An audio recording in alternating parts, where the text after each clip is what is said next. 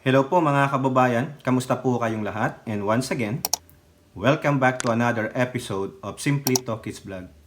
Pag-usapan natin mga kababayan itong dati yung presidenteng si Digong at yung mga sinabi ng ilang mga mambabatas, particularly po sa Quadcom. No? Kasi po itong si Pangulong Duterte ninyo ay nagdradrama na naman, no? Nagpapapansin at kumukuha ng simpatya sa mga kababayan natin, lalong-lalo na dyan sa mga taga Davao City. Alam nyo naman, kumakandidato ito bilang mayor muli ng Davao City.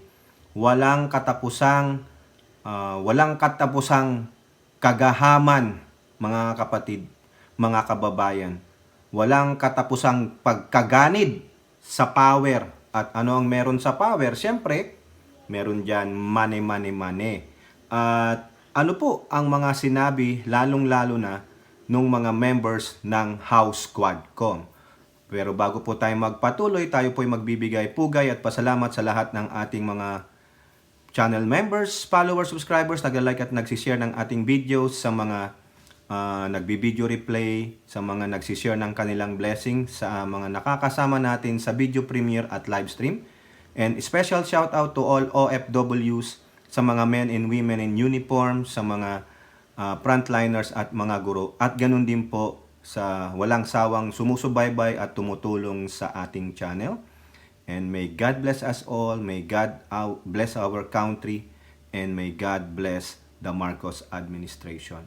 So dito po mga kababayan, mukhang itong si Digong nagpapaawa, nagdadrama mga kababayan. Sa ulat po ng Politico, ang sabi dito, natakot kay Nograles? Oh, Rody Duterte says he's off mayoralty race, just waiting to die. Ano ibig sabihin niyan? Dito may pagtatanong, no? Natakot ba kay Nograles si Digong? Di ba sabi ni Digong, you don't scare me. Bakit siya matatakot kay Nograles?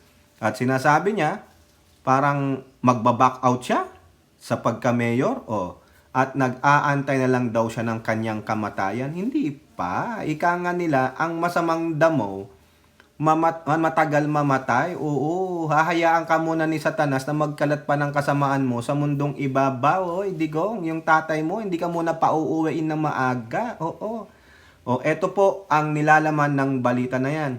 Former President Duterte apparently isn't keen on pushing with his candidacy as mayor of Davao City in the 2025 elections amid the political challenge faced by his family. No, nung in-interview po siya ng November 7, ito po ang kanyang sinabi. Quote, "Count me out. I am retired. Hindi na ako babalik. Wala na akong babalikan. Ibigay ko na sa next generation. Hindi ko na panahon." Ayun po ang sabi niya. Maniwala kayo dito, sinungaling to eh. Flip-flopper to mga kababayan. Matagal niya nang sinasabi na out na siya, retired na siya. Pero ano ang sinasabi niya? Ayun na naman. No? Kung baga, action speaks louder than words. Sinasabi niya dati, ayoko na, retired na ako. Mukat-mukat mo, nag-file ng candidacy for mayor. Di ba? Sinungaling lang, nagpapaniwala kayo dyan. Nilalaro lang tayo ng mga Duterte. Sasabing hindi kami tatakbo, maya-maya nag-file. Tapos sasabing ayaw ko na, pero nag-file. Maniniwala lang ako mga kababayan kung punta siya ng COMELEC, mag-file siya ng withdrawal, tapos ipakita niya. Walang substitution yan. Unless namatay siya. O di kaya talagang may malala siyang sakit. Dito wala naman siyang malalang sakit eh. Nakakapagsalita pa, nakakapaggala pa mga kababayan. Hindi na daw siya babalik. Kasinungalingan mga kababayan. No? Kaya wag po tayong maniniwala dito kay Duterte. Ang ginagawa lang nito, nilalaro tayo, niloloko tayo, binubudol tayo, tapos hihingi ng simpatya sa mga kababayan niya. Lalong-lalo na sa Davao kasi mukhang malakas yata si Nograles, yung kapatid ni Representative Migs Nograles, no? So, natakot ba siya kay Nograles? Hindi. Sabi niya, walang kinakatakutan ng Duterte. Oo. Pero, kasinungalingan pa rin. Di ba? Hindi ka nga makasipot sa Quadcom. Di ba? Ito pa sabi niya, I am just waiting for my kamatayan. Ayaw ko na. Ayaw ko na talaga. Leave it to God. Dahil hindi kailangang Duterte ang mayor. It could not be that way. Ako, tapos na ako. Ibigay ko naman sa chance sa iba. Wala na akong mahingi sa Diyos. So, ayan na. Nag-aantay lang daw siya ng kamatayan. So, kung totoo man itong mga kababayan, sino ang nag-udyok sa kanya o nagpursige sa kanya para mag-mayor? Para mag-file ng candidacy for mayor? Bakit hindi niya ba ito naisip nung una? Di ba? Ibig sabihin, nadidiktahan si Digong? O sinong nagdikta sa kanya? Sino ang nasa likuran niya? Bakit pa siya tuluyang nag-file ng candidacy for mayor? Di ba kalokohan lang yan? Ibigay niya daw ang chance sa iba? O di gawin mo. Kung totoo itong mga kababayan, ulitin ko. Bakit hindi niya gawin? Ha? Bakit? Kailangan pumunta siya ng COMELEC sa Maynila at doon mag-file siya. Ipa-video vlog niya sa mga vlogger niya para ang katotohanan makita natin na talagang seryoso siya dito sa sinasabi niya. Pero ito, sinabi ko ba yun? Ganon yan eh. May sinabi ba ako doon? Hindi. Hindi totoo yan. O parang ibang Digong nung interview, ibang Digong the following day. Ganon lang yan. Mga flip-flapper. Uulitin ko sa inyo, laro nila to. Niloloko lang tayo. Binubudol lang tayo, pinasasakay lang kayo sa mga joke niya. Joke lang yan. Sasabihin ng mga alipores niya, yung mga amuyong niya, yung mga aso niya, joke lang yun. Parang di nun naman kilalang Tatay Digong namin. Joke lang yun. O di ba? O di nauto na naman tayo. Yun na naman yun. Ganon talaga mga kababayan. O ito, idagdag nyo pa sa Impact Leadership Code Card. Sabi niya, ayaw ko na. Ayaw ko na talaga. Whoever, alam mo na, lead it to God. Hindi kailangang Duterte ang mayor. Di ba yung nakalagay doon? Ang buhay ay palad-palad. Kung nasa palad nila Inday Pulong, if they stand there forever or just for one election and re-election, nasa palad nila yan. Yung pala naman eh. Kayong mga minions, advisor ni Digong, nagsasalita na siya. Pero ayaw niyong seryosohin eh. So therefore, hindi ka seryoso yung mga sinasabi ni Digong. Kasi hindi naman siya under oath dyan. Ang kaseryoso sa mga sinabi ni Digong ay yung time na naka-under oath siya doon sa Senado. Dito, walang under oath kaya kayang-kaya niya kayong bulahin.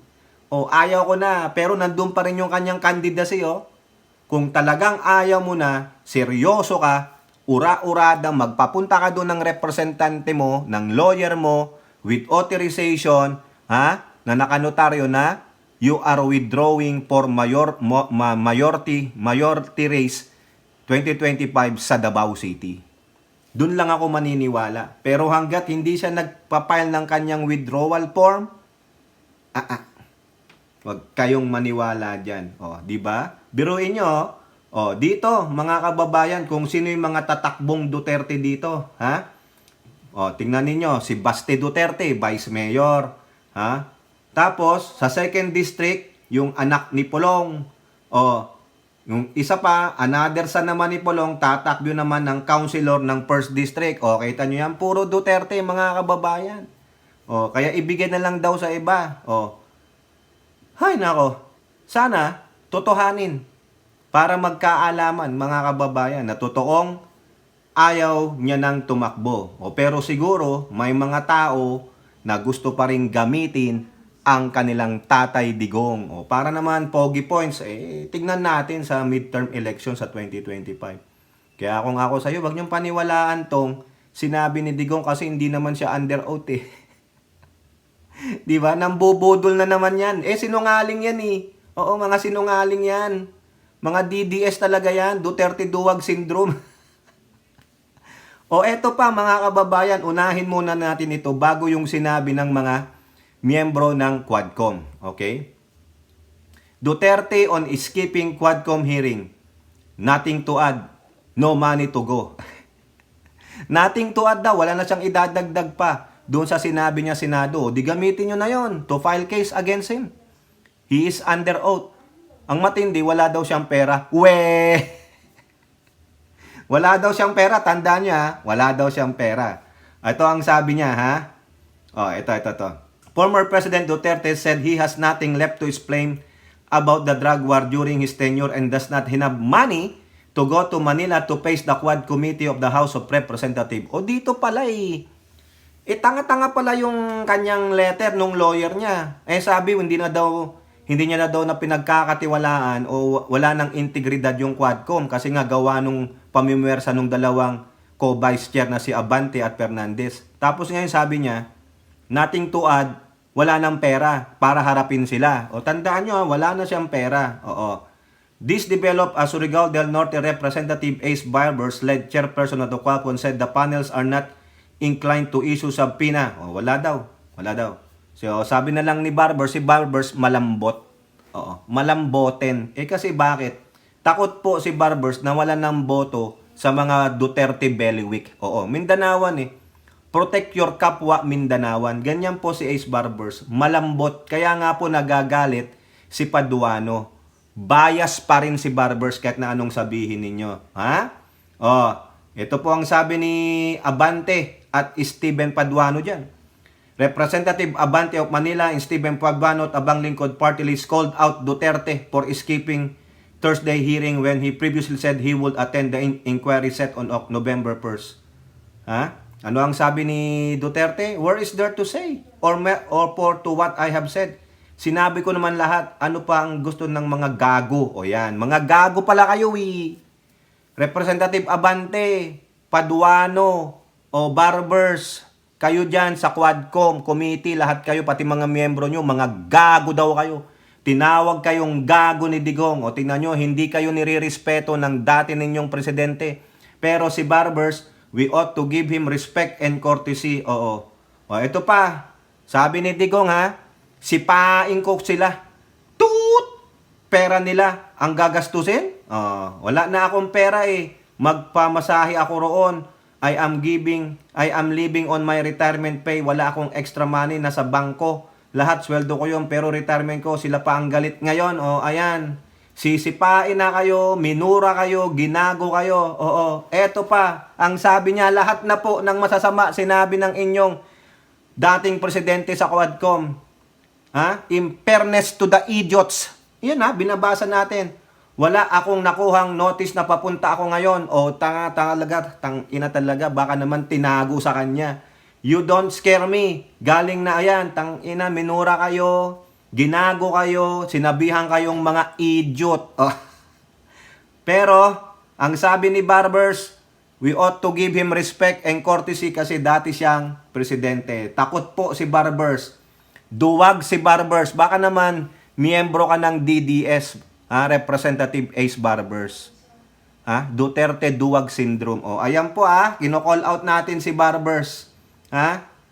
Kasi, hindi niya po mabigyan ng contempt or arrest order kasi non-compliant si Digong. Pero pag hindi ito si Digong, malamang nandyan na kaagad ang contempt, lalo na si Paduano. Palitan nyo na po si Ace Barbers na inyong chairman. Wala po yan. Duwag po yan. DDS po yan, mga kababayan. Takot mawala ng boto sa Duterte Bellywick. Ayan. Ngayon, di ba sinasabi ko sa inyo, tandaan nyo yung sabi ni Digong. Wala daw siyang pera panggastos papuntang Manila. Wala siyang pera. He is living on his retirement daw. Maniwala kayo, walang pera yan? Wala daw siyang pera. Magkano ang retirement ng dating presidente? Magkano ang pensyon niya? Sige, kayo na po ang bahalang mag-search niyan, mga kababayan. Pero ito po ang gustong gawin ng Quadcom sa kanya. House Quadcom leaders offer to cover Duterte's expenses to ensure attendance at EJK hearings. Yan. Digong. Kasi pinagmumura mo sila. Sisipain mo ang mga gago, mga idiot. Lahat sinabi mga kababayan, talagang binastos. Pero yung haharap sa Quadcom, hindi niya maharap.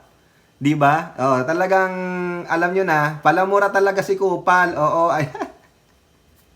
Oh, sabi po dito sa ano ng Impact Leadership, House Quadcom Committee leaders investigating alleged EJK during former Duterte's anti-drug campaign. Oh. Yan. Sabi dito, si Barbers, Fernandez, Abante, and Paduano, as well as Vice Chairman Romeo Acop, Don Gonzales Jr. and David J.J. Suarez stated that they would chip in. Mag-aabo-abono sila, magbibigay sila ng pera to eliminate any financial obstacles Duterte cited as reason for not attending the November 7. Isa sa mga isinight niya wala akong pira. Yung pinamumuhay ko ay retirement ko lang. Maniwala kayo, wala pera si Digong. If finances are truly an issue, we're ready to cover his travel and accommodations ourselves, sabi ni Barbers. Ayan. Ano, kakasa ka ba? Kakasa o hindi? Di ba? Kaso, DDS nga Pure DDS si Digong. Duterte, duwag syndrome. Hindi po aaten yan. Oo, takot yan Wag do yan, walang magtatanggol sa kanya doon. Gigisahin siya. Kasi alam niya, karamihan po doon ay mga abogado na katulad niya. Hindi tulad sa Senado. Sino lang ang abogado doon? Si Coco Pimentel. Abogado ba si Risa? Hindi. Abogado ba si Jinggoy? Hindi. Abogado ba si Bato? Hindi. Abogado ba si Robin? Hindi. Kaya kayang-kaya niyang paikutin. Si Coco Pimentel na starstruck. Kasi dati niyang boss yun pero dito sa Kongreso, ang daming abogado. Kaya hindi ka uubra. Kay Congressman Akop na lang, di ka na uubra doon pa kaya sa mga young guns, Digong, wala. Duterte, duwag syndrome, mga kababayan. Ayan talagang nagsalita ng Quadcom. Mag-chip in kami. Gagastusan ka namin, umaten ka lang dito sa hearing para naman makaharap mo ang mga biktima ng ginawa mong anti-drug campaign na may EJK. Diba? Mag-under oath ka. Pati yung pagmumura mo, i-under oath mo. Di po ba mga kababayan? O kayo po, ano pong inyong masasabi? Comment down below and don't forget to like and share. Hope to see you on the next videos. Bye-bye. God bless.